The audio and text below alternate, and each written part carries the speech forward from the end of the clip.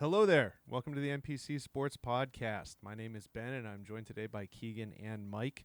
We are deep in the thick of summer right now. I apologize, guys. Usually I turn off the air conditioner when we're recording this for audio purposes, but that is not an option in eastern Massachusetts the last couple days. So if my voice comes across fuzzier than usual, I do apologize. I know everyone wants my takes to come through crystal clear and in the highest quality format that it can.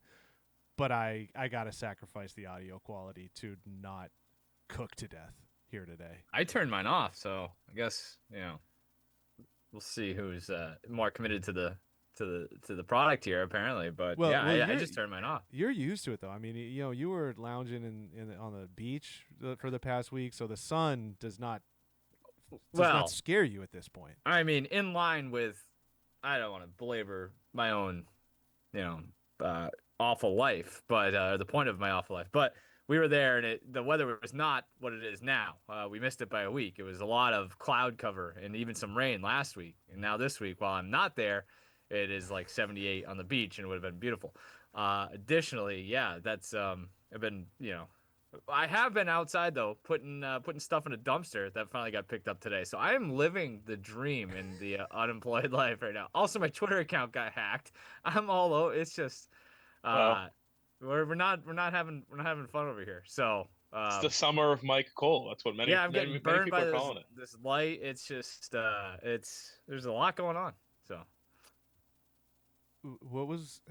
Did anything happen as a result of it getting hacked, or you just couldn't access oh, it? it's yeah. I would not suggest Should I going to my look? Twitter.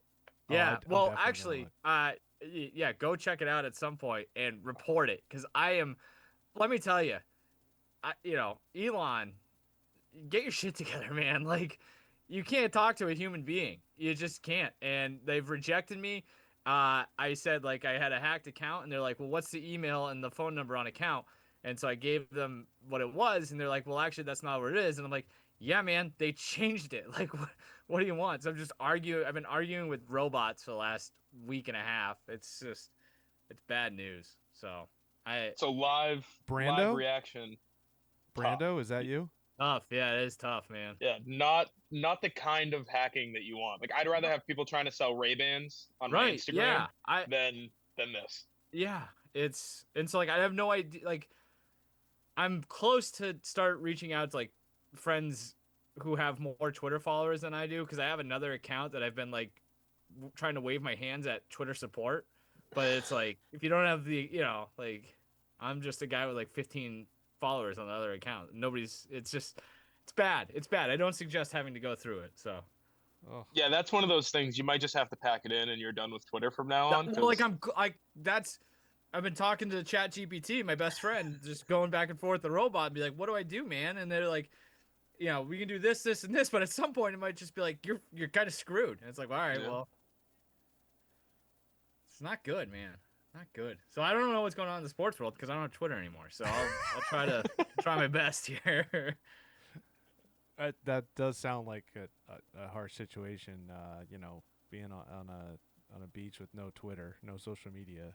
At I don't know how you Yeah, it's like I managed it. felt bad. I was like trying to curate my other feed. It's mostly a golf feed, and so I'm like following a bunch of people trying to like get the algo right so I can, So I was kind of like in the dark, and it just happened to be like the one of the best Twitter weeks in like recent Boston sports history with like the Devers thing and stuff like that. So, yeah, it was an uncomfortable light being shined on me. The theme of the day, just being Literally and like figuratively. be like, man, you might be a little too fixated with this social media stuff. So it's been healthy in that regard. But that's gonna fly down here. How are It's you, just, Keegan? ugh. Any identity theft? No, I'm me. Everybody knows I'm me. I we were talking before I got on. White running shoes, like brand new, walked on hot asphalt on a 101-degree day. So those are ruined. That's awesome. Like 140 I didn't know that was bucks. a Just thing. well, they were spraying new asphalt in a Uh, parking lot. Said it was going to be dry by 3, but when it's 101 degrees, it's kind of hard for those things to cool down. So the bottoms of my shoes are just cement now. So I'm permanently running on cement. Close it. this feels kind of like on you to some regard. Well, so there's no way of getting inside without walking on the asphalt. Yes. It's Not with like that a attitude.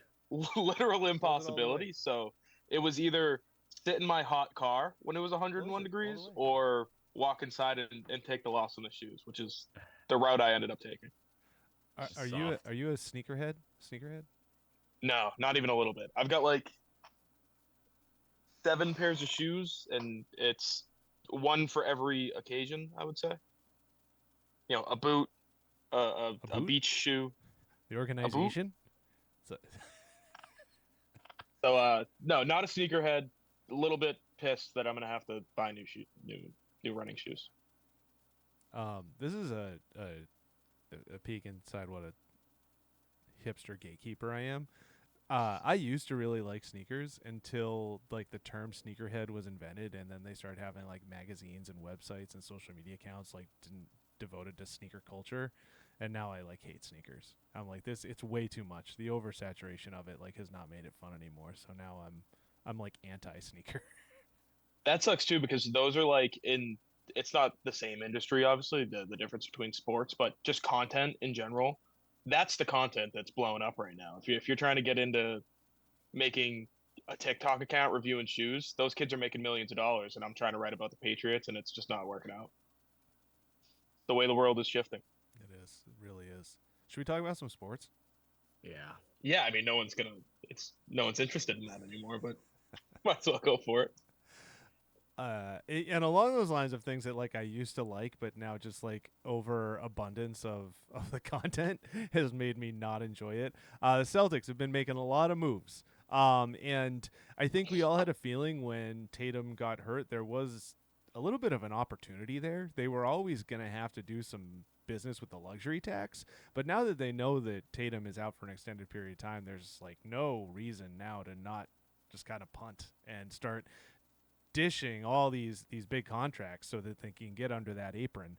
And obviously the two huge ones, Kristaps Porzingis going to Atlanta for George Niang and among other things, and Drew Holiday going back, I guess, to Portland for Anthony Simons and other packages.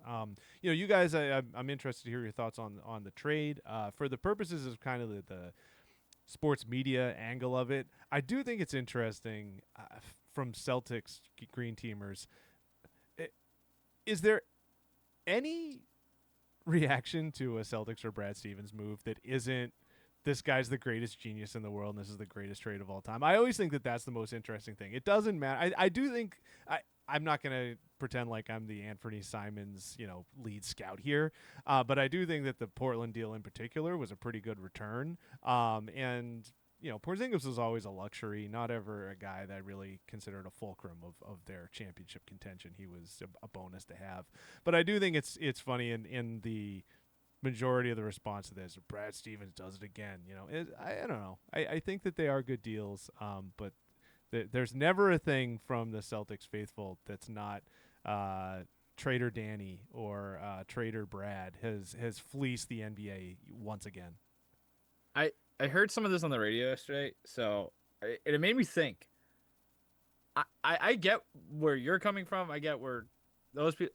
What's been the bad deal though? Like, no, yeah, you know what I mean? So this one, I get the idea of like the green teamer and everything's great, everything's awesome for the Celtics. I understand that. I typically subscribe to the insanity that is that kind of state-run media and how over the top it is when it comes to the Celtics, especially. But like Brad Stevens is a pretty flawless track record when it comes to this sort of stuff. So I do think like if you do your job well and you do it for a sustained amount of time, you get the benefit of the doubt until otherwise. And like we've gotten so lost in the sauce of coverage, positive, negative, or anything else that like you can't just have that opinion. And like track record is track record. Like I don't know what else to say. Like so I'm not gonna sit here and pretend to know a whole lot about the returns and things like that. And I would actually even argue completely punting on this season next season might be a little short-sighted considering where the league is going, where the conference especially is going. But for now, I kind of just put blind trust and faith in Brad Stevens, given a pretty pretty spotless track record. I mean, I'd agree with almost everything you said. Brad Stevens hasn't done anything uh, poorly yet. Like every aspect of being a general manager, I think he's performed well. Yeah. The one thing that looking at the return, and again, I'm like you, Ben. I'm not a Anthony Simons truther or a George Niang genius or anything like that. But they both shoot a ridiculous amount of threes, and they both make a lot of their threes. That's what I would say is wrong about this whole thing. Is like we're gonna have to watch a team that shoots the most threes in the history of basketball again for the third consecutive season, because that's what they're gonna be this year without Tatum, without really somebody to run their offense. Because if it wasn't Tatum, it was Holiday, and now it's on White, and Derek White can run the offense. But also, what does he do? He shoots a ton of threes. So for me, looking at the return, it's what 4 second-round picks and then 2 guys who jack threes. Not going to be a great brand of basketball to watch, but I think they look at it where without our best player for a year, this is how we're going to win games. Like if we get hot, we can beat anybody, and I think they're kind of building it that way. And then with all these picks, I think people who are tapped into the NBA and how these things kind of all lead to one big move, like all the small moves lead to one bigger one. They all think the Celtics are trying to move up into the lottery. And obviously, if they do move up into the lottery, they have to take a big because they don't have, like Luke Cornett can't be your starting 5 for an entire season. So I would imagine that's what they end up doing. And if they do, and then they have a bunch of guys around Jaylen Brown and Derek White to shoot threes, I don't hate that idea as a stopgap. Like, let's see how far we can get in a conference, like Mike said, that parity is absurd at this point. Like anybody can come out of the Eastern Conference 1 through 6. I think it's safe to say. So I get where they're coming from. It's not going to be fun to watch most nights, I would argue, but setting yourself up to have a decent, group of players for when Tatum eventually is healthy again, I don't hate that idea. Yeah, I mean, you're right. I mean, the results speak for themselves with Brad. I don't think he's bad or even average. I think he's definitely he has a tremendous track record as an executive. Things tend to work out, however, when you have Jason Tatum and Derek White. And Derek White is obviously a huge deal. He gets credit for someone that he managed to bring in and make what I think is the second most important player on a championship team or a championship caliber team last season. So yeah, there is that. And I think that the biggest thing is, not so much like the quality of the players or the package, because like Porzingis, when he played, they were unstoppable. It was like cheat code. And Drew Holiday was a very important piece. He was a super upgrade to Marcus Smart at that time. And again, from what I know of Simons and Niang, it's not like he just landed, AD and Luka Doncic. But what he gave up to get those guys, and even what he gave up to get Holiday, I think that is more the when I'm talking about the impressive moves that Stevens has made. It's not so much like the talent he brought in. It's that in every case he traded high, or to bring in something that's like, this is going to be a good piece that is going to really complement Tatum and White. And I don't mean to like take it away from Jaylen Brown. Like, Jaylen Brown, I think a lot of people would consider him the second best player on the Celtics.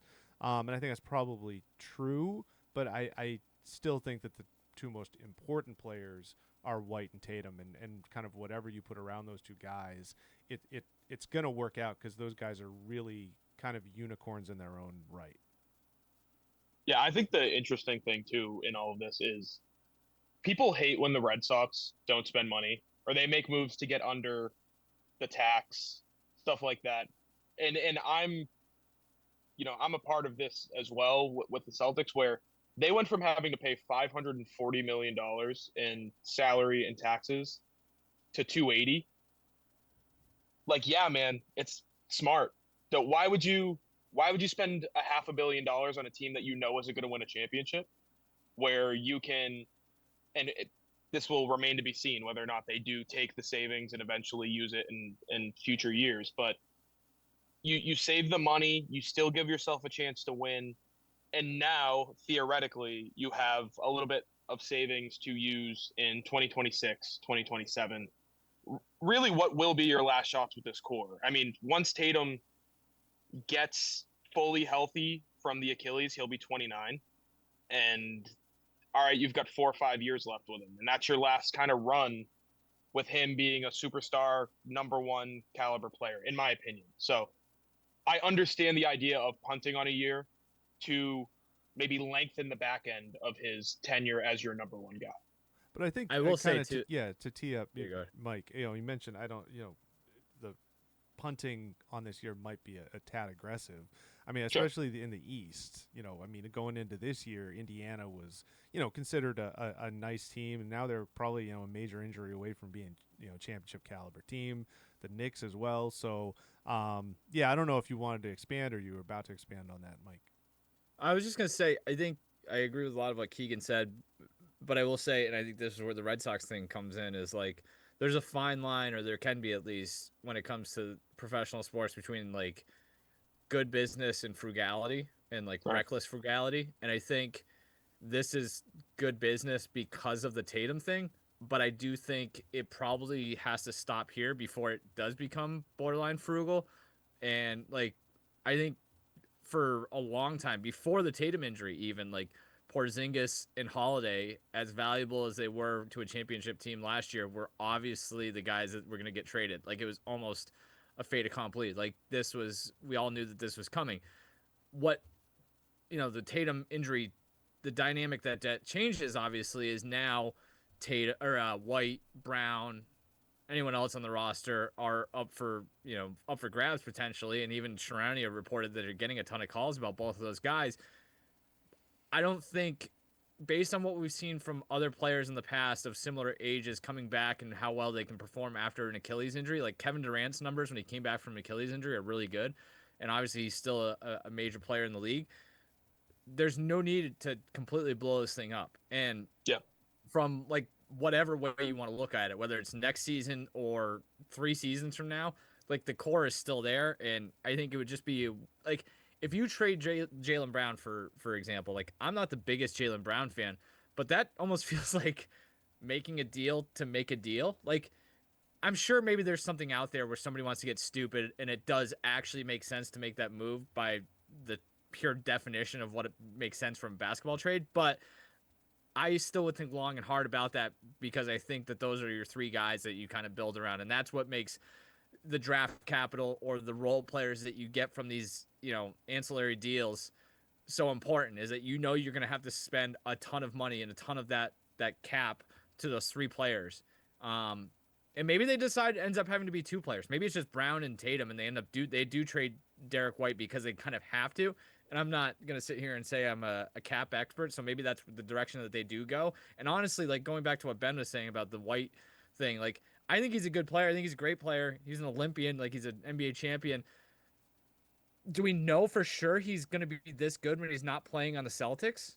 I don't know. So like maybe they do. I feel like I'm speaking out of both sides of my mouth, but I wouldn't go crazy with a teardown this summer, because I just think there's still plenty of viability with whatever you want to consider the core.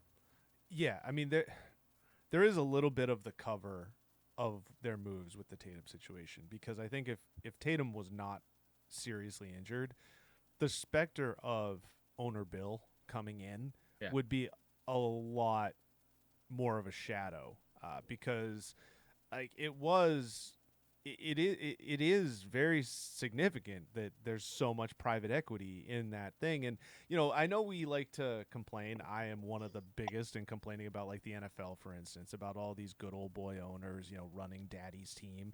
But there is an element of it's like it's a family trust. When the Chiefs and the Jets, and the Jets are a bad example, but the Patriots are running their teams with, like, as a prestige. But especially like in the NBA, like that private equity money is coming in more and more, and with a cap that's not a hard cap, but has some really really onerous luxury tax limitations. Like the NBA is tailor made for an approach where it's just kind of like, hey, let's cash our revenue sharing model money, for lack of a better term. Let's make it to the playoffs every year. Let's milk this really passionate fan base in Boston and make sure that we do it frugally. I think for GM, colluding as the NFL is either. So there's What's that? Not nearly as good at it. They're not as good at colluding either. I mean, that's how the NFL gets by it, as we've seen in the last couple of days. But yeah, sorry, Keagan, go ahead. No, just the GMs in the NBA kind of know it too, because you see these guys more than any other sport get off of contracts or get out from underneath a player. The Luka Doncic trade is obviously the extreme of it, but if you think about what they did, and insane things needed to happen for it to turn out this way, but they traded a player that they made it about as far as they were going to. If they win a couple more games, obviously they're champions, but they exhausted every option. They did everything they thought they could with him, and they said, screw it. We're gonna take the things that we know we have for 2, 3, 4 more years, and we're gonna just try it a different way. And obviously they end up with the number 1 pick. They're gonna get what many people believe to be a generational player. I know Ben doesn't love talking about college kids generationally or overseas products. 7'5" Frenchman, maybe. You're not picking up what I'm putting down? I am picking up, but I think Cooper is going to be awesome. So they get a guy who plays the premier position in the league. He's viewed by almost every scout you could talk to as a guy who's going to be a star within the next 3 years, and they're going to match him with 2 proven veterans and a team of role players that it's a finals worthy team. We've seen it. We saw it 2 years ago. Obviously, Klay Thompson, is he still there? I don't even know if he's still there, but if he is there, I think so. Good veteran presence around the 2 stars that they have, and then obviously all the bigs they have. Like they went from having a good team to having a good team. They're just built completely differently, and the timeline is a lot longer now because it's Cooper Flagg. He's on his rookie deal. He'll get that max extension, but now you have 7 years versus I think it was 2 years or 3 years left on Luka's. I don't have any further Dallas. I was gonna say, comment while you were kind of running through that scenario, though, I was like, the Celtics winning the championship last year certainly changes. I think this may be kind of a no shit thing, but like certainly changes a ton of the calculus, where it's like it's a lot easier to start doing this when you've got the goodwill of a championship still in your back pocket. Like, owner, a lot has fallen right for owner Bill since kind of. Maybe he just was so shrewd that he knew that all this was coming, but like, he could tell. Tatum walked in one day and he looked at his Achilles. He was like, "I think that thing's." Well, but like, we better. That is the one thing. But I mean, Dr. Bill, he knew a lot of this stuff was, the salary cap stuff and the apron stuff was all right there. Like he knew he wasn't gonna have to pay that.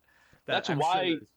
Yeah, that's why he had an opportunity to buy the team. Like they weren't selling because they wanted to sell and they just wanted to go enjoy their lives. It was because the dad saw the bill and was like, "I'm not doing this. Figure it out. Like you've got 2 years, figure this thing out." And they did. And which again took them makes it a lot months. easier. Yeah, a lot easier to cash in that chip when you just won another ring. So And the great thing about the dad, he couldn't care less. If they would have lost in the first round 2 years ago instead of winning the championship, he still would have told Wick, like, "Sorry, kid, that was your last shot at it." Which would have been sick. Like, go get me my money. Him just bullying Wick is kind of fun. Like it's one of my favorite subplots. Yeah, it's slightly overplayed probably, but it's like Wick got to pretend that he was the big swinging dick at the cracker factory, and he's just like, actually no, you're octogenarian father is the one pulling the strings here. The trust fund babies don't grow up into trust fund men. They're still but Wick's done a nice job. I don't mean that to completely chop him down, but I just like seeing rich people get humbled like that. Infantilize Wick Grausbeck. It is great to just be like, you know what, I think today I would like to cash a $7 billion check. I'm just gonna give up my basketball team and I don't know, buy another jet We've made a Also, like, 2000% ROI here. Let's just, the dynamics of the situation too. Like that guy's in his early 90s. No chance he spends even a fraction of that money. And I like to think he's like all your brothers and sisters who don't give a shit about this basketball team. Let's get them some money. Like I'm not gonna pump everything into your pet project and leave them with less than he maybe feels that they Less deserve. than $1 billion So, each. yeah, I mean, like come I on. think What are we talking about here? I think that's very funny that he was like, yeah. You're done. You got your 25 years of me paying all your bills. It's time to grow up."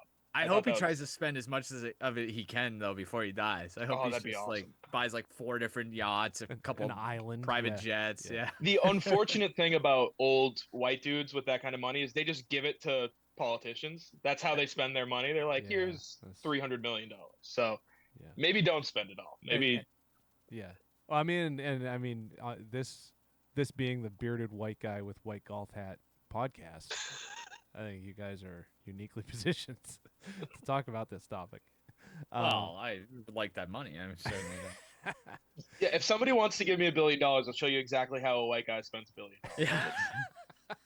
Look, I've always said that Wick Grossbeck's father is a genius, a shrewd businessman. I think he's, I don't know what Keegan's talking about with the political thing. I think he's a philanthropist through and through, a fantastic person who maybe for like 8 weeks he had the biggest sale in the history of the NBA, and then the Lakers dumped all over that. But I'd position myself for a little Brewster's Millions. I could spend Wick's daddy's money. So.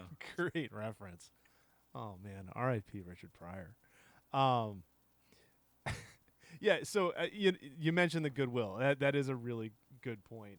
Because last night we were driving and the news of Porzingis came across the radio. Yes, I am that old that I get breaking news from the radio. Guy in the fedora with the press sticker in the van was probably the one who brought it to me. But yeah, so I was explaining, to my daughter, because obviously we're fresh off the Devers thing, and she's like, how come, all the Boston teams are just trading all their best players? And so I had to talk about like not all trades of your best players are created equal. Like the Devers one is a very different situation. The Celtics ones are, defensible if even, good, if you can call it that. But the Red Sox are obviously, they don't have a championship in the last 2 years to lean back on. And, I know we talked about Devers a lot last week, and there was a little bit of the insulation, though, of them playing better. That has obviously taken a different turn since we last met. And, Mike, I know you weren't here last week, so if you have any follow-up thoughts to the Devers deal itself, we'd be interested to hear them.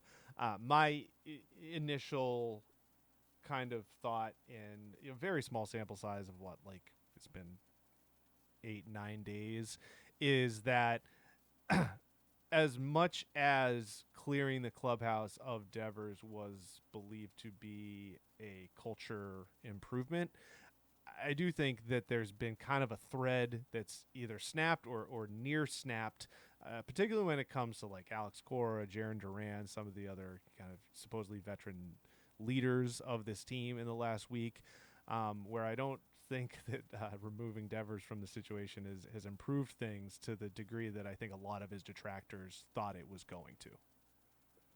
Yeah. All right. So this team is exhausting. Literally. Yeah. They make you stay up till 1 a.m. to rip your heart out. So with the Devers deal, I was never the biggest Devers fan, and in a vacuum, I guess getting rid of that guy, given the direction that you want to head with your clubhouse. No, I do a better job of building a clubhouse. Get a manager who can handle it. What are we doing?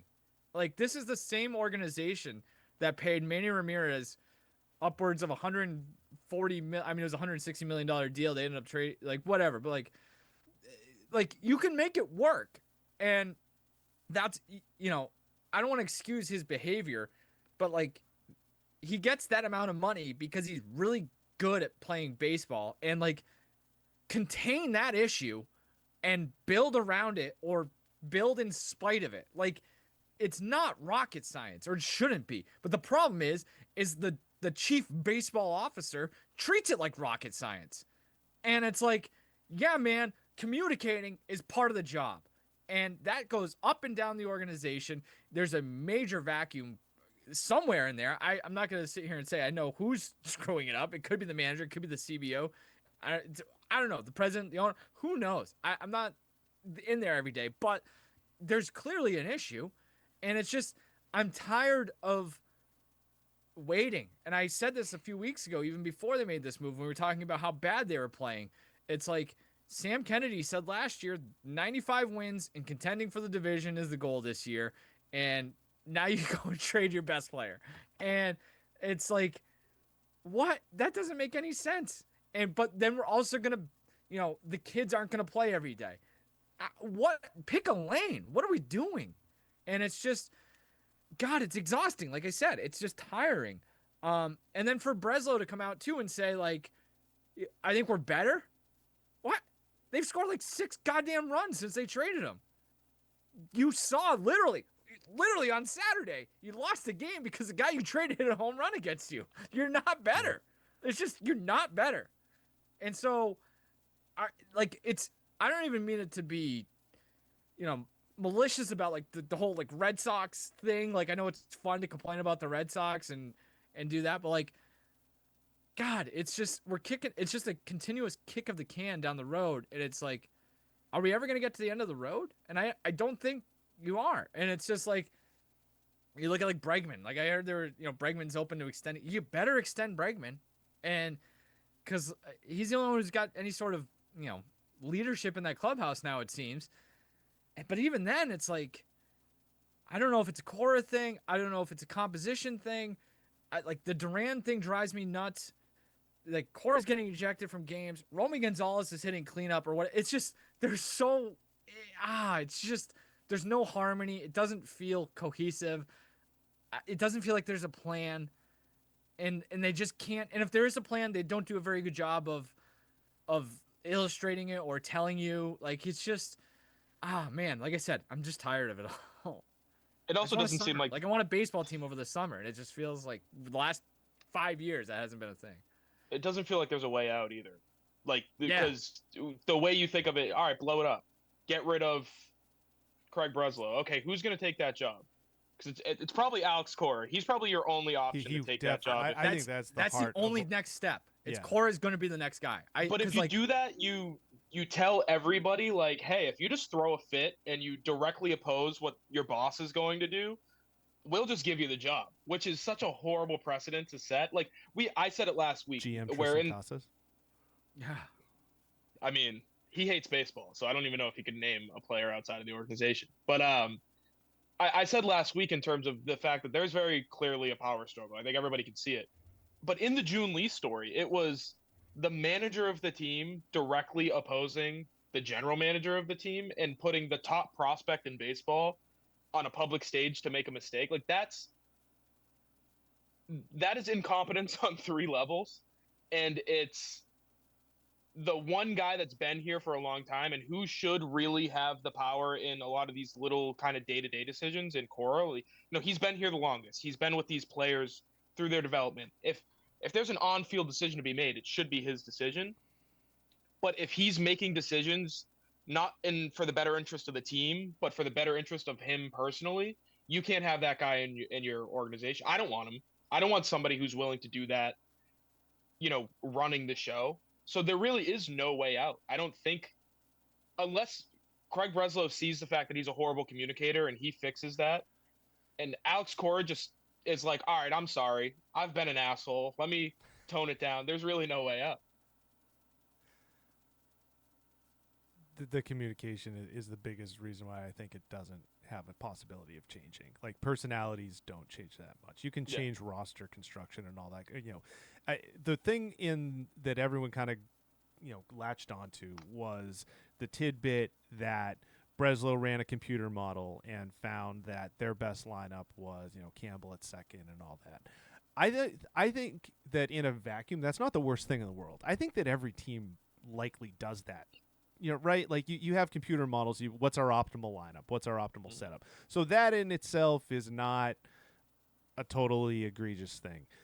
The step after that, though, is the communication piece of it, is to talk to your players and your manager and your coaches about that and preparing them. I mean, like, who's the best player in baseball this year? Cal Raleigh, right? He's a catcher, but he's also DHing because there was probably, I'm sure, a conversation at some point that were like, hey, in order to keep you healthy and in order to keep your bat in the lineup, we're going to have you not catch some games. I think Vlad Guerrero, who's a very comparable player to Devers in a lot of different ways, like he's played first, he's played third, he's DH, like, because I'm sure that someone had a conversation with him at some point, like, this is going to be best for you, this is going to be best for the team. So it's not so much that Red Sox and Craig Breslow used a computer model to set up optimal lineup. It's that once they did that, they just said, this is optimal lineup. This is what we will do. They skipped the entire human element in between of communicating, preparing, all that kind of stuff that is necessary to actually make that optimal lineup run optimally. Not only that, I don't even think they're convicted. Like, No. Because Campbell's an interesting case. Like, you bring him up, and it's like, all right, he's going to start the season at second base. He's got, 150 career games of minor league experience. Like, there's never been somebody more primed to have growing pains than that guy. And he showed, for me at least, he showed enough positive, play or performance to be like, all right, we're gonna endure the growing pains here. Now it's like he's going through a historic slump, like the worst. I said this a few weeks ago, the worst slump of his entire life. And hey, can you go play first base? And now, no, actually, wait, no. Go back to second. Suck there. All right, you continue to suck. You're going to Worcester, and you're gonna play first base. And by the way, we're going to Lehigh Valley or whatever this week. You're staying in Worcester to take some extra reps, and you can meet the team there. And it's just like, what happened to him playing second base? And it's just, I don't know. I know, like, the Cassis thing completely boned them like that. But like the fact that they got that boned by their first baseman going down for the entire season tells you this thing was a house of cards to begin with. So like I get what you're saying, Ben. I think just as important is like they just don't have any conviction with the plan either. The plan stinks, and they aren't committed to seeing it out. So. That's the human element right there, where you're isolating a 22-year-old away from his teammates while he's in the worst slump of his life. Yeah, genius, guys. That's really, really smart. Let him sit at home with his thoughts and be like, what the hell? A month ago, I was the rookie of the month. And this month, I'm being forced to sit in Worcester, Massachusetts by myself. And that's in large part because, like, they screwed up the Devers thing so badly. And, like, So he probably didn't, I don't want to make too many excuses for him, but, like, he probably didn't get enough attention, so to speak, or, like, because there was just this black cloud over the club, or Core was busy, or people were busy dealing with that. Like, it's not a great environment for players of that age to grow up and mature in. And, like, again, Devers gets some of that blame, but you have to put people in positions of power who can handle that and put the guy in his place when you need to, help him when, you know what I mean? Like, it just doesn't feel like anyone's done a good enough job with that sort of stuff either. Sorry, Keegan. No, that's fine. I agree with everything you said, and we talked about it last time, where they're responding to these things in the wrong way. It's like the Craig Breslow, the thanks you effing stiff, and just firing that guy behind closed doors without, like, there were a few different ways you could have gone about that, and that was the worst possible one. And then that's what they chose. It was the same thing with the Devers situation. It's the same thing with Campbell. They're not preparing correctly. They're not reacting correctly. They're not playing well. Like, there's nothing about what they're doing as an organization that's going right, other than the fact that they signed Bregman and he was awesome, but then his quad exploded and he's been on the shelf for a month. So you can't point to anything and say we're doing this correctly. So without a complete overhaul, how do you fix it? It's gotten to a point where nothing is going right. You can't expect these guys to turn it around. One thing that I kind of notice with the way that they approach their marketing is, positive PR is something you gotta nurture.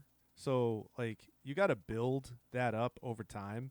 And that's very different from like what I'd call like crisis management. So like crisis management is something bad happens, you handle it, you move it to the side, and then you move on. Positive PR is much different. You know, the Christian Campbell signing was a good example where he had a good week.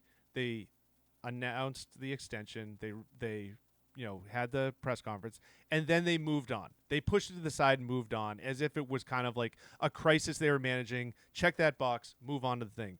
That's not the way you can approach a guy who you're hoping to be kind of a focal point of your future, your future leadership core. It's not crisis management where you can just move on from it. It's something you got to nurture. You have to continue so that he is continually in a good spot to have success so that you can build off of that thing, so that you can, turn him into an even bigger face of your franchise and not just say, well, we had success with this guy, what are we going to do next? Or you could buy a newspaper and a TV network and just expect it to take care of itself. Because we got another example and another thing we talked about last week where when these cornerstones of the franchise leave, there's always something, right? Something comes after the fact. And it was the next day was the Globe story of like, Devers was wearing the headphones in the locker room and he wasn't hanging out with his teammates and all that. And it's like, you can end a relationship on good terms. And obviously this wasn't on good terms. They had to trade him because he was refusing to do what they asked him to do. I understand that. But that can be the end of it. And when they do try to control the narrative, I guess you could say, another way they're going about it in the wrong way. Like it's every aspect of the organization is failing. I don't know how else to put it. I'd slightly disagree with like I'm old enough to remember them, besmirching Terry Francona, which was a guy who went through a lot of shit here and was very good for you, and like that one felt personal. Mm-hmm. Like the Devers thing kind of feels appropriate for lack of a better term, where it's like I do think the guy was a malcontent and I do think that was a major issue, but huge but like that's kind of on you too. Like you gave him the money. You thought he was going to be a 10-year investment for you. You believed you could keep him in line this year after, jerking him around. And I think it's within their right to jerk him around, but like you have to prepare for the fact that blows up in your face. So like, I don't have a ton of problem with them, besmirching him, if that's what you call it, smearing him. But I also think like they kind of have to take, responsibility as well. And I think just saying like we didn't align with him 14 different times in a press conference, I don't think that is probably enough of taking responsibility on their part either. And I gotta say, like, I don't know, maybe this is just 13 years of hostage mindset of coming out. I think that the Nesson broadcasters have been pretty good about being fair these last couple. Like Dave and Will, I think were for the most part really good on the Jaren Duran overslide, where I thought Will went a little far, being like, oh, he clearly got his finger back in. No, Will, I don't think anything was clear on that play, but I think both of them were like, as they were examining it and talking about the call itself, they both were pretty clear, like, that's a bad play. Like, you can't do that in that situation in the game. I think you're down 3 runs. And Three runs, yeah. Late in the inning, so they're both like at the end of the and there was others, the other Duran play, that got Cora tossed, and Will was good about noting. I'm getting my boneheaded plays mixed up. About that once Cora got tossed for the replay review, that I think Will noted that like, it doesn't really matter what you're arguing there. If you argue a replay review, like it's automatically tossed. Alex has got to know that. So I do kind of want to give it, tip of the cap or whatever there. I think that yes, they have, the parent club. They gotta make sure that they're serving, but I do think they've kind of walked that line because it's really hard to put lipstick on this pig right now. Yeah, I mean, I combined the two just because one comes with the other, but it was really the Globe story is kind of what I was pointing to. And I go ahead. No, I was just gonna say I think I would echo what I do think some of that stuff is maybe overstated. Having seen it, like, I mean, you guys know, like, there's never any sort of directive to be like, we gotta go out here and defend the wall necessarily. Maybe it's implied, but yeah. Can we all make sure we trash Rafael Devers today? yeah, like that we does, never like, ever even that, got that. that email. doesn't happen. And I don't think it happens at the Globe either. I think the Globe, I think the Globe thing is far more overstated than the Nesson thing, because I think people at the Globe is an institution, and I know like the industry's not great, but like I do think there are people at the Globe, if somebody came down with that and is like, hey, do this, they'd tell them to go screw. Like, so maybe they get better sourcing because of the Globe, and it's just easier to go to your guys than it is to go to the Herald or Mass Live or whatever. But I think that stuff's overstated. I tend to agree, Ben, for the most part. I think O'Brien, especially before even this past week, but has been good at being like, this is Little League base running, or like this is not good. But it's been like doing anything else would have been right dereliction of duty. Like, it's been that bad. But to his credit, he has been like it's an increasing number of highlights where it's just like O'Brien in the background being like, that was not good. It's just like, in his O'Brien what else are you voice, supposed to say at a certain point, not what you want to see in that situation. Yeah, right, exactly, yeah. I will say too, on the other side with the EEI, because I've been listening to a lot of games on radio. Be careful. You're not getting it. You're not getting it the same way. Where like there's a lot of defending going on by one person in particular. Yes. Saturday afternoon, we were driving around listening to it, and they did like the Flemings. Both the Flemings were on. Yeah. I almost called Ben and be like, "You got to turn on EEI right now." And like, Will Fleming was talking about Devers, like somebody shot his parents in front of him or something. It's just like, it's a bit much. But It's not even the radio's weird too. It's though. not like, even the big things though. It's like there was one where like Devers grounded out, and it was like Devers and Devers. It was something like it was like takes his time reaching first as always, and I'm like, come on, dude. Like, that is like an unnecessary jab. It's like he's now 3 for 16 in San Francisco. It's like, we don't. Yeah. All right. He grounded out the first in the first inning. It's not a big deal. The one thing, I think it was on Friday night, I think it was Devers' first at bat, going back to the TV side of things. O'Brien was like, I would have liked to have seen him, be a little bit better of a teammate, is basically what he said. And it's like, I appreciate that candor, but like, could you have said that while he was still here too? And like, that's, I think, and I don't think that's a Nesson or Red Sox thing. Like, I think that's a media thing too. And I've said this before on this podcast, being like, if media entities, especially like team-owned ones, were a little more honest like that, I think it would go a long way in creating like goodwill with their customers.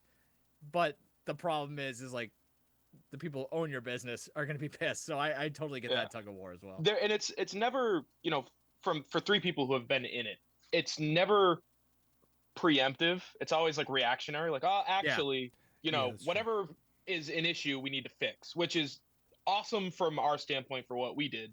But there's also the aspect of it that's, we have to uphold the team values or whatever the wording is. And once that's in your head, and once you're corrected on something, it changes your perspective, and it changes the way you do things, which I do think is an issue in and of itself. Like, if people are just deciding I'm not going to do something or I'm not going to say something because they don't want to deal with whatever the backlash might be, you don't have the best product you can have because of that. And I think with other, regional networks, we'll say, because the Globe thing is very specific to Boston. If they're not owned by the team, I think the product is so much better because they can be, I don't even know what the word is for it, but they can be honest with what they're seeing.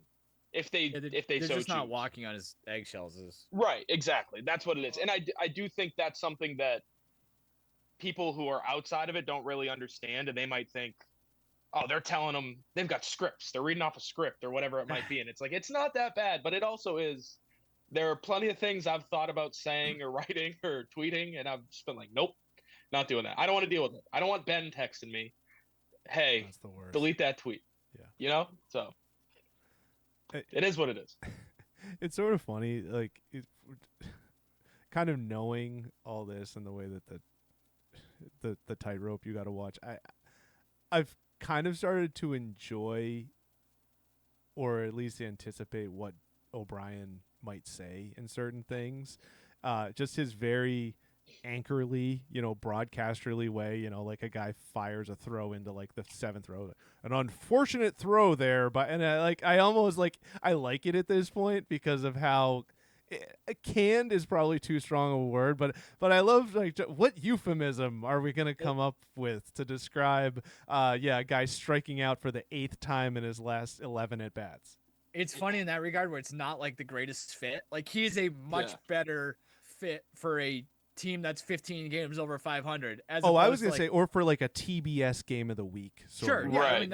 I think that's ultimately what I'm always gonna view him as, honestly.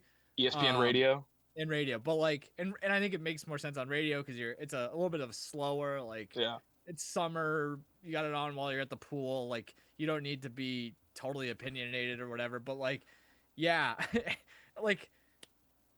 know Bob Uecker is the other end of that spectrum, but just imagine a guy like him calling this, and it's I think you're not doing that. The on-field product is not doing a guy like O'Brien favors when it's this much of a calamity, where it's the Benny Hinn music on in the background. He doesn't totally fit that type of deal. It's just it's not as informal, and I feel like this style of play begs for a more informal presentation on the microphone. But to give them a little bit more credit, I think pairing him specifically with players who have been there at least a little bit recently, like Middlebrooks, I think has done a really good job, but even Lou, you'll have the OB, an unfortunate throw into the 5th row, and Lou is going in the background, and you can hear him, and he's like, what are they doing? It's almost a little bit of eck.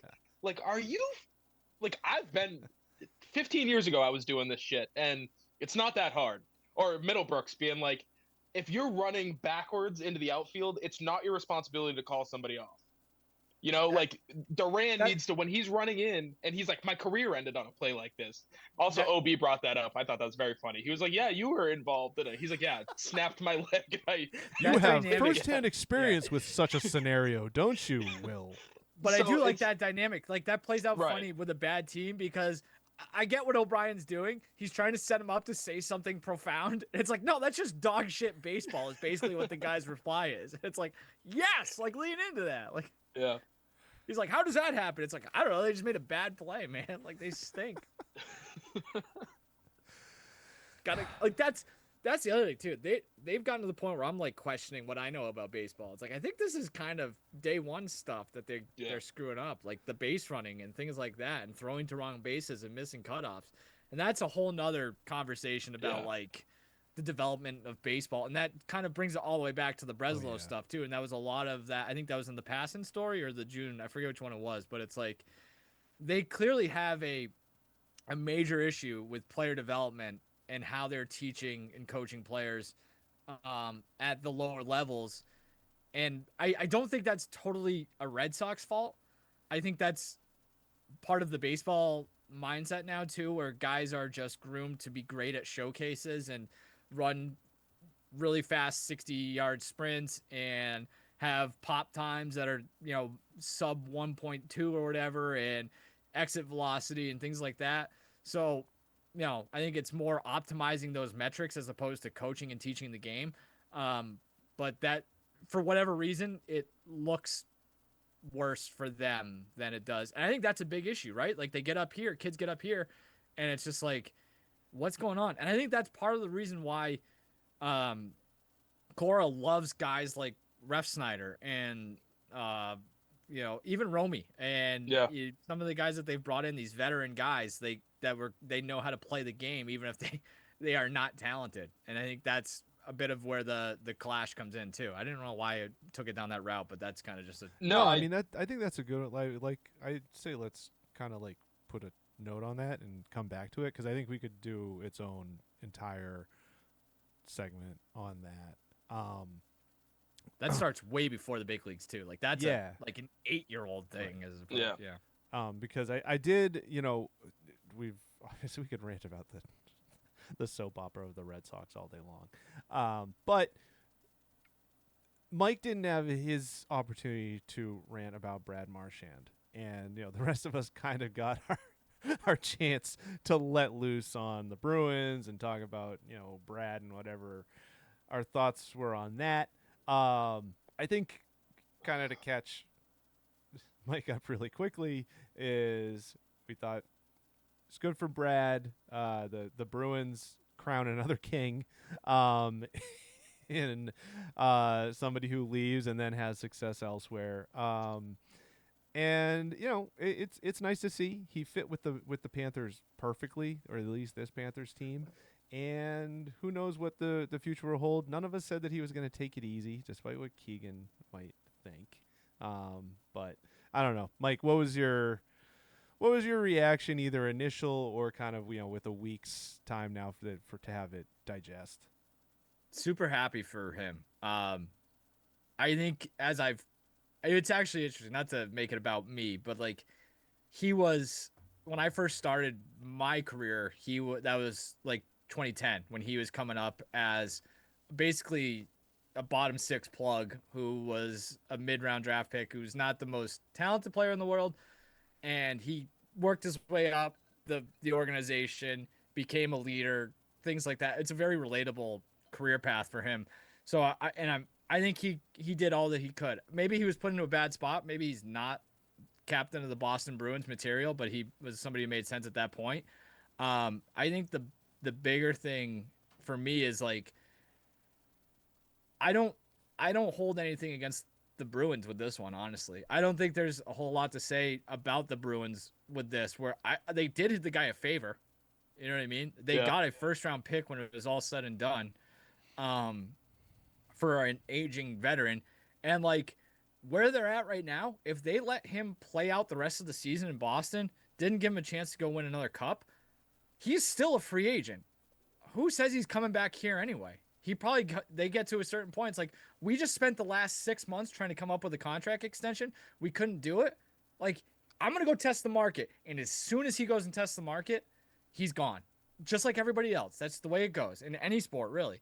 So I don't know. I don't hold a ton against the Bruins on the fact that they didn't have a good enough team around him to keep him in Boston for the long term. Like, they got what they could out of the asset, and I hate calling Brad Marchand an asset, but like, I don't know what they were supposed to do. I think it's more, if you want to, use it as a negative critique of the Bruins, it's just like the state of the organization is not where it should be. And that's the kind of decision and roster move that you make when your organization's not where it needs to be.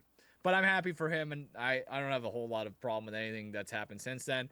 I think he's going to make a dickload of money this offseason too. Like, and good for him too. Like, he just went from if they kept him in Boston, if he goes to the market, he's probably gonna get something better than whatever they were trying to give him. But it's still only like a 2-year, $6 million deal or something like that. Now he's looking at like 4 years, $25 million or so. So like, I think he's, happy for him. He got a cup and a whole lot more money. So that's kind of where I'm at. Him getting turned down for the deal he wanted worked out the best for him, because if he had gotten that, he would not have a cup.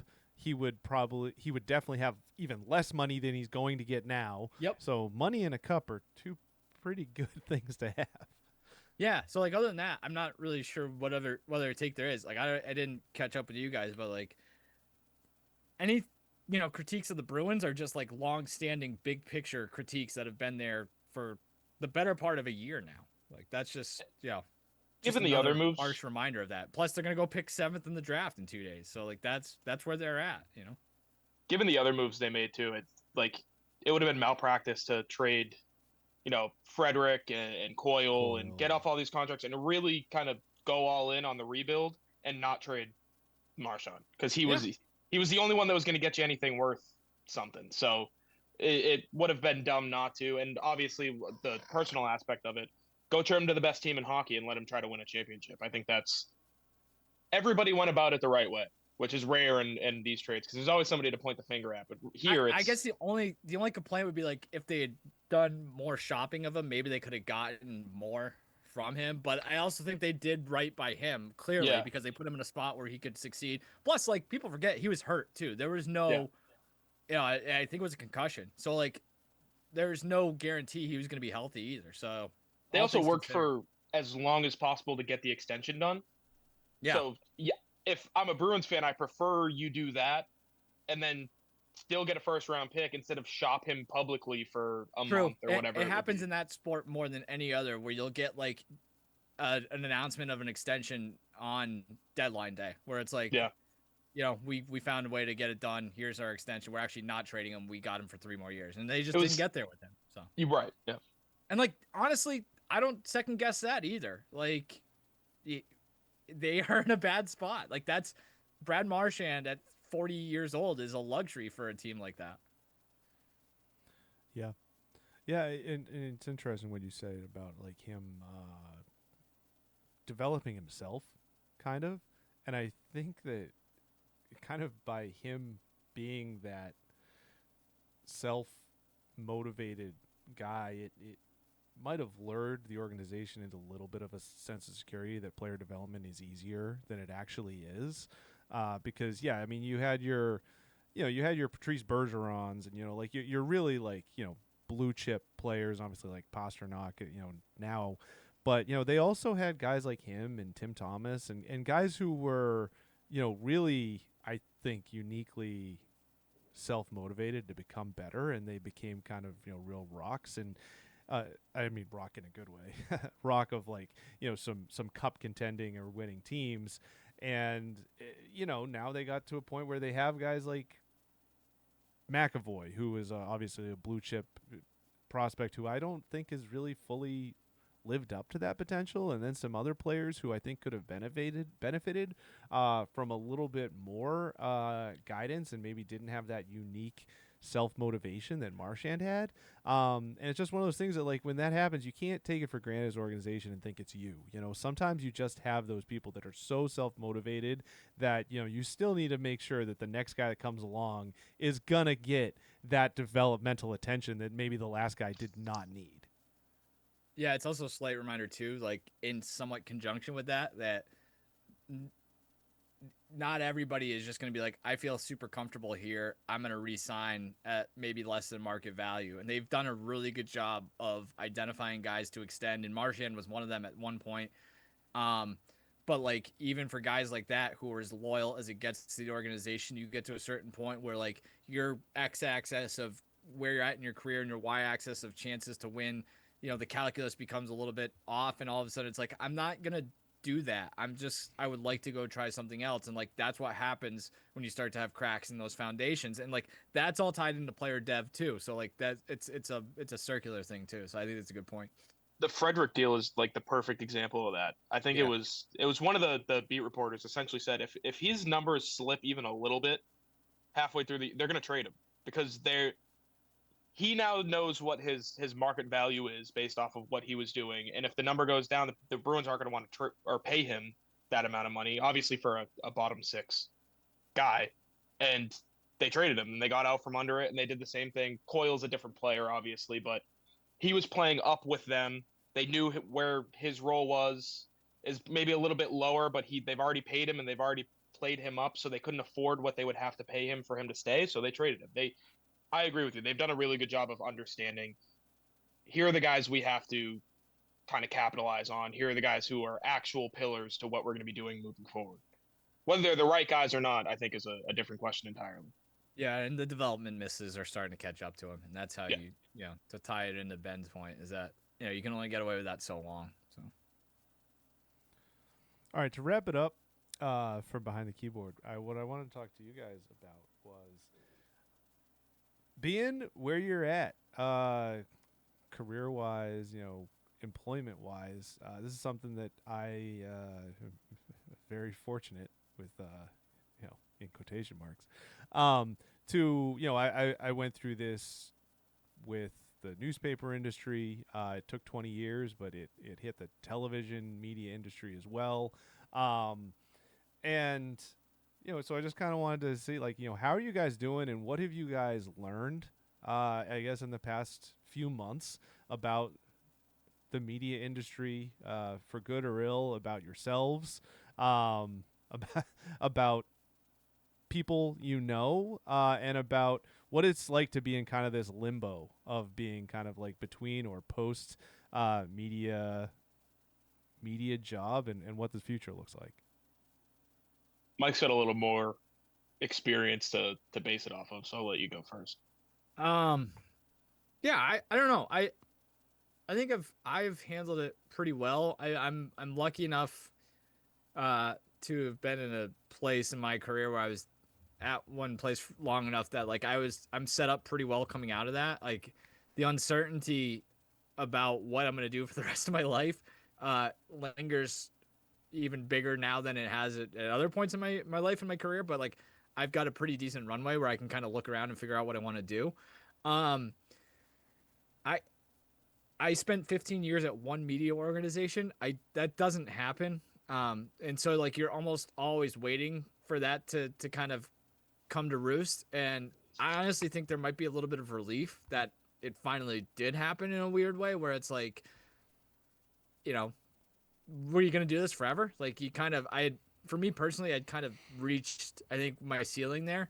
And like, I think very clearly they felt the same way, which is why we're having this discussion now.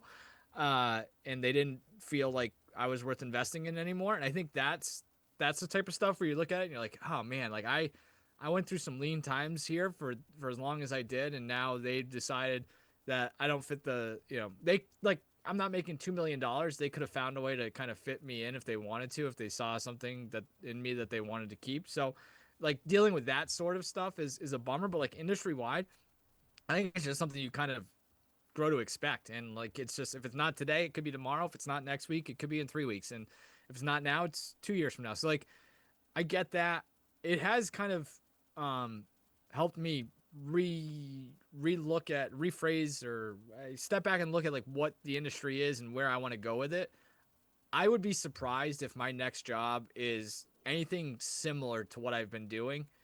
And that's kind of a bummer for like 21-year-old me, but for 37-year-old me, that's okay because I don't totally love the direction professional sports and by connection, the media covering it is headed.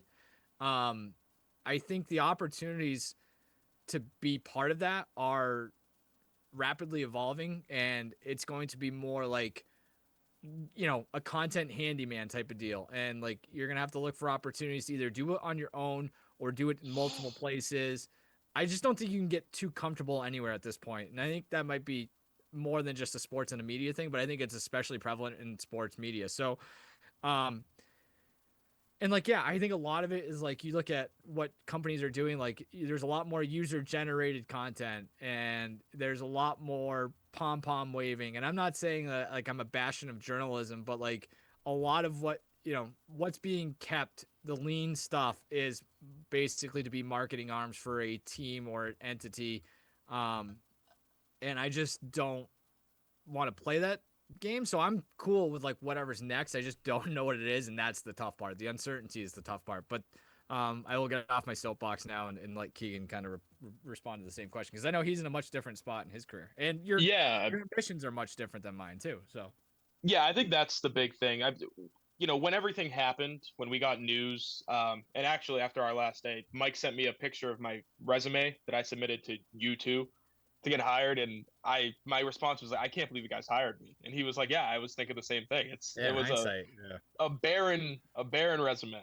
Might have been a Craig Breslow 17th candidate type of situation. Right. That's exactly what it was.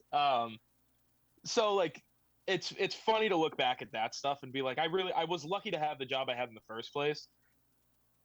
But from starting to 3 years later and when it ended, I do think one of the great things about my tenure at Nesson was that I was able to dip my toes in pretty much every arm of the content factory.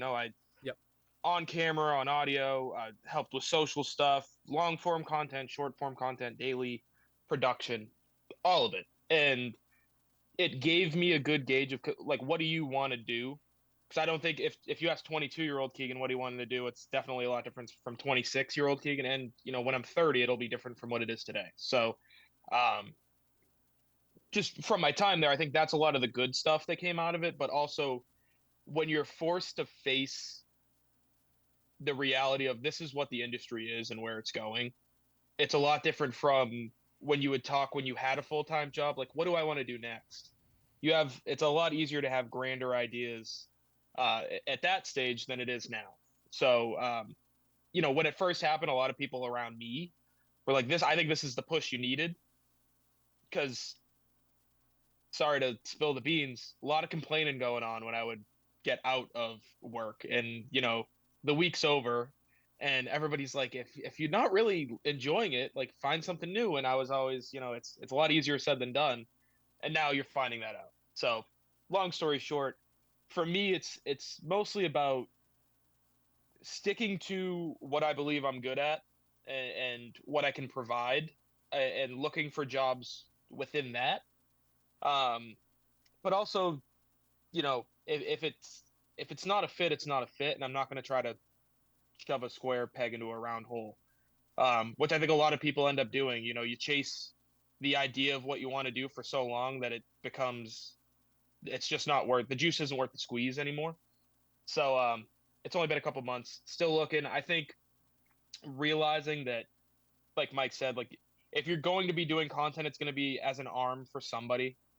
It's no one really cares what you think. No one really cares how much you know. It's what can you provide for the company you're working for.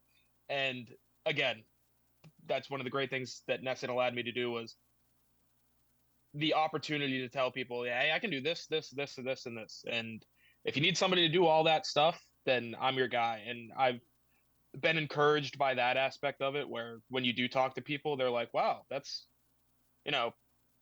if we're not specifically looking for this, but if we ever are, we'll keep you in mind. And it always sucks to hear that, but it is at least a little bit nicer than, yeah, sorry, we don't have anything for you. So long story short, it's a grind. If anybody, I've had a couple people younger, like college age and fresh out of college, ask me about what it's like. And it's like, it's not fun. And I remember people telling me, you're never going to get rich. You're never going to get famous. And it's not fun half the time. But the highs are the highest of highs and the lows are pretty low. And if you're willing to take that, if you're willing to chase the highs, I think it's a great industry to get into and to continue to chase. But obviously at a certain point, maybe at 37, when you've been at the same place for a long time, it's a lot easier to just be like, all right, I got what I was going to get out of it. I was just going to say, like, that's one thing I've realized is, like, I did it for 15 years. Like, I'm literally sitting here looking at, like, my press pass from 2013 for the Bruins, and I covered a Stanley Cup final, and, like, I did so many things that you were just talking about, like, piloted a YouTube thing, like, so many, like, 15 years was probably enough. Like, that's cool. Like, you did it. Like, that's the one thing I tell myself is, like, you wanted to do this, and you did it in a market that is second to none for an entity that is known worldwide. Like, there's something in that to be proud of, but it's also like knowing that that's maybe not going to be what's next either, and that's fine. Yeah, the ultimate kind of like where I've ended up is I love doing all of it. Like sitting on here and talk with you guys about the Celtics trading guys, love it. Writing about it, speaking with other people within the industry about stuff like I love all that stuff. So I think it would be a waste to just give it up. And I think if I have to go become an English teacher and coach middle school football, yeah, but still do this on the side, I would, because I genuinely enjoy it. It's what I would do in my free time if I weren't doing it for work. So remembering that aspect has definitely helped me get through the darker days of being like, at the end of the day, you enjoy doing it. So like you got paid for 3 years to do something you really enjoy doing, and you can continue to still get paid. You're just not going to make a full-time living off of it. The truest thing that I was ever told when I became a parent was that you're going to spend half your time wanting to kill your kids and the other half trying to keep them from killing themselves. And I think that that's really applicable to the media industry too, because half the time it's like, I hate this is the worst, and then half the time it's like, this is actually the best thing. And I think that you guys hit on a lot of the important stuff. I think, if there's one kind of over encapsulating thing that has really frustrated me the most or made me the most kind of like melancholy about the future of the industry is, you know, when I worked outside of places that I was from, you know, I'm not originally from Philly or New Jersey or Pennsylvania and all those things. You know, I tried to do a good job, but I always tried to kind of be cognizant of the people that were from those places and to be like, at the end of the day, like, if you tell me that this matters to somebody from, you know, whatever, Allegheny County, Pennsylvania, like, you know better than I do. So I need to kind of like follow that.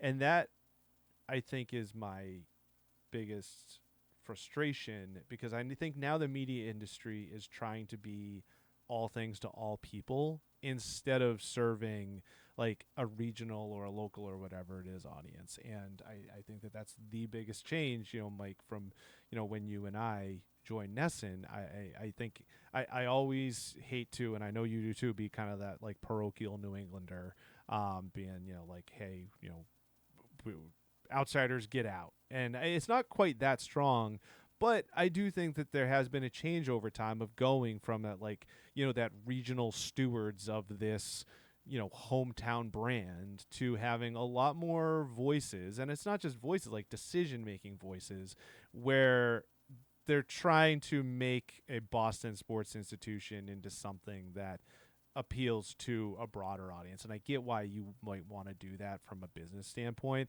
but just seeing those decisions made over the years, like the trickle of the small little things adding up to the point where it's like, you know what, this is not recognizable, I think, to like your diehard audience anymore, the way it once upon a time was in a pre kind of like internet social media environment. I can't tell you, just real quick, Mike, I can't tell you Yeah. the number of times that you two and Ricky have told me, you know, when there's a new directive. We did that, 7 years ago, and it faded, and then we transitioned into something different. And I think that one of the big things that's gone wrong is companies and outlets aren't nurturing what works. They're trying to adapt to what's working for other people. And it's like, if you do what you do really well, you should be all right.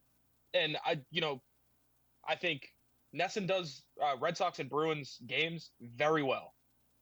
Lean into that as much as you can, and I understand it, but cycling through different ideas that you had, 3 regimes ago and 7 years ago, it's almost a waste of time, effort, and resources at the end of the day. Because if it didn't work back then, what's the difference? If you can tell me the difference and the reason why it will work, great.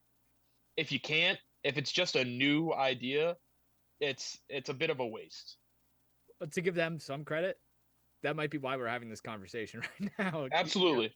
You know, I mean, they might be heading in that direction now, finally. And I think I that's my read on it, honestly, is that they are starting to become a little more focused on that type of stuff. And like, I think, we don't need to get into the specifics of Nesson necessarily, but like, they think the direction that, content's headed is more social media and like the tune in stuff. And that's what it's going to look like. So that's fine. I think I've been, per usual, like hit the nail on the head when it comes to the industry stuff. And I do think if you're looking for an opportunity as a individual contributor, content producer type thing, like the one it used to be like you would get every once in a while, you go back to school and like kids would be like, what should I do? And my thing was always like, just try to do as much as you can and have a bunch of different skills. And that's great. I think now I would say like, get a niche and like lean into it and do something as authentic as you can, because what Ben was saying, like that, I think there's going to be a greater desire and appetite for like authentic stuff that you can, pick what you want to consume. And like, whether that's a Substack or whatever you want to, a podcast, whatever you want to call it. Like, I think there's, you look at some of the, like there's these Red Sox payroll Twitter accounts. And like, I think there's value in that, whatever that is. It's just like, it's not going to be what it used to be. So I think like finding something that you can lean into, be the expert on, and have a small but faithful audience, that's maybe where things are headed. I don't know. I thought I heard something on some podcast. Somebody was like, we used to just go look at like subreddits, and like if there's a subreddit for something, there's some weird subreddits, obviously, like, But if there's a subreddit for something, that means there's an audience. So we should lean into that. It was like a newspaper or something being like, I think it was autism was the example. Like there's an autism subreddit. We should have an autism beat basically. And so like trying to find that sort of stuff, that type of content and those niche things that people are very passionate about might be the best direction moving forward, because I don't think you're going to find a whole lot of like content producer and SN.com jobs moving forward. So I can guarantee you will not, because yeah. it's spent about a month looking. They're barren. Yeah, right. It's a good point. Yeah. Great points So, all around. Thank you very IRS. much for your guys' therapy session. Being vulnerable. Well, I would just say like I think for me like I find these conversations more enjoyable than talking about the Celtics trade stuff, like Keegan was saying. So I think that's an interesting look into like where we are in our various careers and our lives. Like this stuff is far more interesting, like the building of it, than the actual practice of it. Sorry, I know you're. No problem. I think that kind of is enough. If you have watched this today, which the data suggests you have not, we thank you. But for Keegan, for Mike, I've been Ben. This has been the NPC Sports Podcast, and have a wonderful week.